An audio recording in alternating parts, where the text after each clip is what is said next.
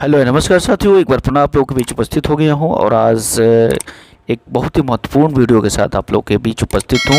यह वीडियो पिछले वीडियो का ही अगला भाग होगा। पिछले वीडियो में हम लोगों ने बीएसएससी के नोटिफिकेशन तथा तैयारी के स्ट्रेटेजी पर बात किए थे। आज हम लोग विस्तृत सिलेबस के साथ साथ कुछ बुक्स पर भी बात करेंगे और आने वाले समय में किस तरह से इसकी तैयारी करें कि परीक्षा में पूर्ण रूप से सफलता प्राप्त किया जा सके। बीएसएससी का नोटिफिकेशन तो पिछले दिनों जारी हुआ ही था। आज 27 सितंबर से विधिवत इसका ऑनलाइन एप्लीकेशन शुरू हो चुका है और यह एप्लीकेशन 11 नवंबर तक चलेगा। हो सकता है कि इसमें डेट में आगे भी बढ़ाया जाए, लेकिन अभी जो डेट अनाउंस है उसके अनुसार 11 नवंबर तक लास्ट डेट है। तो अंतिम समय का इंतज़ार न करें मित्र। जो भी मित्र इसके लिए एलिजिबल हैं, कृपया करके जल्दी से ही अपना फॉर्म डाल दें और तैयारी में जुट जाएं। इसके साथ ही एसआई का नोटिफिकेशन अक्टूबर के पहले सप्ताह से लेकर के 15 अक्टूबर तक निश्चित रूप से आने की संभावना है। तो आपके पास अपॉर्चुनिटी है। बीएसएससी में 11,098 पद आपके लिए है। साथ ही एसआई के लिए भी अच्छा खासा पद है। तो दोनों ही परीक्षाओं की तैयारी आप लोग साथ में कर सकते हैं। हम लोग बात करेंगे बीएसएससी और साथ ही साथ एसआई पर भी चर्चा करेंगे। बीएसएससी का जो पैटर्न है, पिछले दिनों जो 3rd सीजीएल हुआ था उसमें यह देखा गया था कि जीके जीएस का जो प्रश्न है यह निर्धारित तो 50 है, लेकिन 50 से 75 के बीच में प्रश्न आता है और निर्धारित 50 है।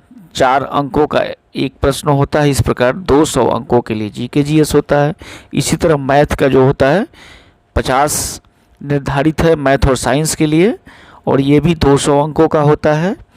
इसी तरह रीजनिंग जो होता है 50 अंक, इसके लिए भी 50 प्रश्न निर्धारित है। एक प्रश्न 4 अंक का है तो 200 अंकों का ये भी होता है। इस प्रकार कुल 150 प्रश्नों के लिए 600 अंक निर्धारित होते हैं। लेकिन ये जो संख्या दिया हुआ है ये संख्या घटती बढ़ती रहती है। जैसे पिछले परीक्षा को अगर हम लोग ध्यान में दें तो यहाँ 50 दिया हुआ है, लेकिन उसमें आया था लगभग 60 प्रश्न। यहाँ इस सेक्शन में 50 के बदले में 40 प्रश्न ही आए थे और बाकी रीजनिंग तो आया ही था। तो इस प्रकार प्रश्नों की संख्या इसमें इन दोनों में घटती बढ़ते रहती है। लेकिन हमें जीके जीएस और साइंस इन तीनों की तैयारी में विशेष सावधानी बरतनी होगी। और दूसरी तरफ मैथ और रीजनिंग को एक बार बेसिक लेवल से देख लें, पढ़ लें और प्रैक्टिस हमेशा करते रहें। कम से कम रोज़ एक प्रैक्टिस सेट करें ताकि इस परीक्षा को अंतिम रूप से आप इस परीक्षा में चयनित हो सके। तो आगे बढ़ते हैं मित्र और सबसे पहले देखते हैं कि विस्तृत सिलेबस क्या है इसका, उस पर हम लोग बात करते हैं, फिर आगे की चीज़ों पर बात करेंगे। टोटल क्वेश्चन आपका हो गया 150, टोटल मार्क्स हो गया 600 अंक और नेगेटिव मार्किंग 1/4 है, अर्थात कि प्रत्येक गलत उत्तर पर एक प्रश्न कटेंगे और 4 गलत अगर उत्तर देते हैं तो एक प्रश्न के बराबर आपका अंक कट जाएगा। आगे बढ़ते हैं मित्र और देखते हैं जो हमारा प्रारंभिक परीक्षा है, प्रीलिम है बीएसएससी का, उसका खंड 1 जो है, चूँकि 3 खंडों में है, ये खंड 1, खंड 2 और खंड 3 खंडों में विभाजित है। तो पहला जो खंड है, खंड क, यह सामान्य ज्ञान क्या है। तो सामान्य ज्ञान में दिया है कि इसमें प्रश्नों का उद्देश्य अभ्यर्थी के आसपास के वातावरण की सामान्य जानकारी तथा समाज में उनके अनुप्रयोग के संबंध में उसकी योग्यता की जांच करना है। साथ ही वर्तमान घटनाओं और दिन प्रतिदिन की घटनाओं के सूक्ष्म अवलोकन एवं उनके प्रति वैज्ञानिक दृष्टिकोण जैसे कि मामलों की जानकारी संबंधी प्रश्नों का उत्तर देना काफ़ी इम्पोर्टेंट है। साथ ही बिहार, भारत एवं पड़ोसी देशों के संबंध में विशेष रूप से प्रश्न पूछे जाएंगे। इस चीज़ को याद रखेंगे, बिहार, भारत एवं पड़ोसी देशों के संबंध में विशेष रूप से प्रश्न इस खंड में पूछे जाएंगे। अगला जो हमारा खंड है, खंड क का ही समसामयिक विषय। तो समसामयिक विषय में वैज्ञानिक प्रगति, राष्ट्रीय एवं अंतर्राष्ट्रीय पुरस्कार, भारतीय भाषाएं, पुस्तक, लिपि, राजधानी, मुद्रा, खेल और खिलाड़ी तथा अन्य महत्वपूर्ण जो घटनाएं हैं इससे संबंध में पूछे जाएंगे समसामयिकी से। इस पर हम लोग अलग से चर्चा करेंगे, समसामयिकी की तैयारी कैसे करना है। फिलहाल सिलेबस में आगे बढ़ते हैं। खंड क का जो भाग है कि भारत और उनके पड़ोसी देशों का इतिहास, भारत के इतिहास, भूगोल, आर्थिक परिदृश्य, स्वतंत्रता आंदोलन, भारतीय कृषि तथा प्राकृतिक संसाधनों की प्रमुख विशेषताएं, भारतीय संविधान एवं राज्य व्यवस्था, देश की राजनीतिक प्रणाली, पंचायती राज, सामुदायिक विकास, पंचवर्षीय योजना एवं राष्ट्रीय आंदोलन में बिहार का योगदान। इन सारे टॉपिक्स को हमें देखना है खंड क के अंतर्गत। खंड क मतलब कि जीके जीएस की मैं यहाँ बात कर रहा हूँ, जीके और जीएस, जिससे 50 से 60 प्रश्न आपको निश्चित रूप से पूछे जाएंगे। अगले खंड की तरफ चलते हैं, खंड ख।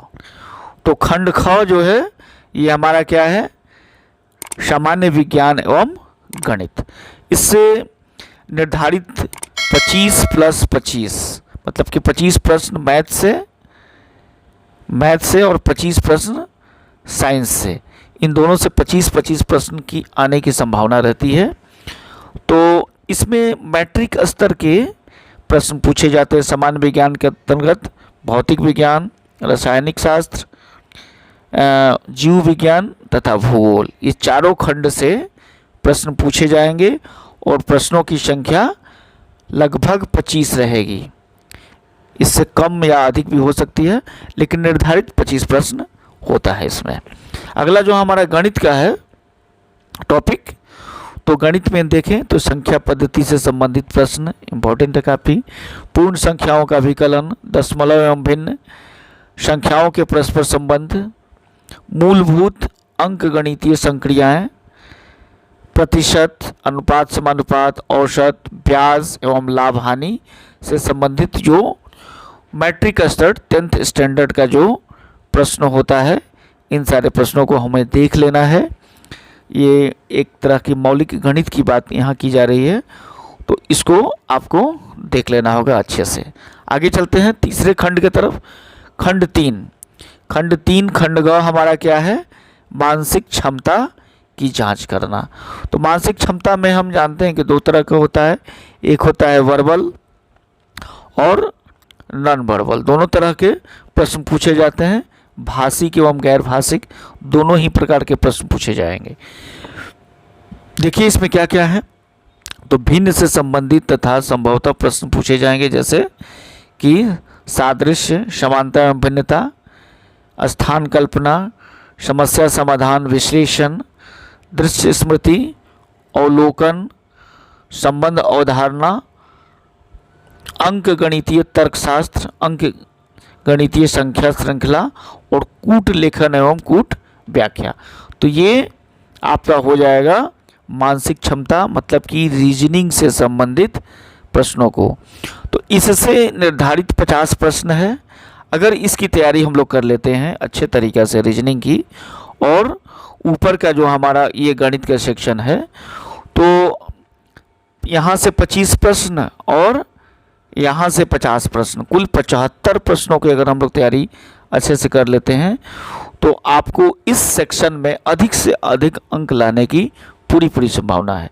क्योंकि जीके जीएस कितना भी आप पढ़ेंगे, उससे उतने प्रश्नों को हल नहीं कर पाएंगे जितना कि रीजनिंग और मैथ से आप कर पाएंगे। क्योंकि रीजनिंग और मैथ एक बार विषय वस्तु को आपने अच्छे से पढ़ लिया, समझ लिया और प्रैक्टिस कर लिया, तो इस सेक्शन में आप बहुत अच्छा कर पाएंगे। आगे बढ़ते हैं। एग्ज़ाम का जो टेंटेटिव समय है, मेरे समझ से कई लोग इसको नवंबर ही कह रहे हैं, लेकिन नवंबर, दिसंबर, जनवरी बहुत सारे लोग बता रहे हैं, लेकिन जनवरी में हमको उम्मीद नहीं है कि जनवरी में हो पाएगी, क्योंकि नवंबर तक तो लास्ट डेट है फॉर्म भरने का ही, तो कम से कम 90 दिनों का समय मिलना चाहिए जो इसका नोटिफिकेशन है। तो उम्मीद है कि फरवरी से मार्च के बीच में इसकी एग्ज़ाम होना चाहिए, चूँकि अप्रैल मई में आम चुनाव होने हैं। तो आम चुनाव होने से पहले आपको BSSC तथा SI दोनों ही परीक्षाएं लेने की पूरी संभावना है। पूरी संभावना नहीं, बल्कि कहा जाएगा कि निश्चित रूप से हो जाएगा। अगर मोस्ट प्रोबेबल डेट अगर देखा जाए तो मुझे लगता है कि मार्च में ये परीक्षा, मतलब मिड मार्च से पहले, 15 मार्च से पहले ये परीक्षा होने की पूरी संभावना है। आपके पास इस परीक्षा के लिए आपके पास अच्छा खासा समय है, 120 से 125 दिनों का समय है, और ये समय पर्याप्त समय होता है आपको बेसिक लेवल से लेकर के प्रैक्टिस लेवल तक दोनों ही तरह की तैयारी करने में के लिए आपके लिए समय काफ़ी अच्छा है। अभी से तैयारी में जुट जाएं और चैनल पे हमेशा बने रहें। इसके लिए कौन कौन से बुक्स आपको हेल्पफुल होंगे?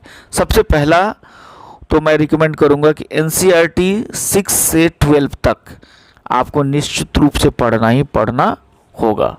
और इसमें 6 से 12 में एक सेक्शन हो जाएगा 6, 7, 8 का, जिसमें 2 चीज़ों को तो पढ़ना बिल्कुल ही, history plus geography, history plus geography, history plus geography.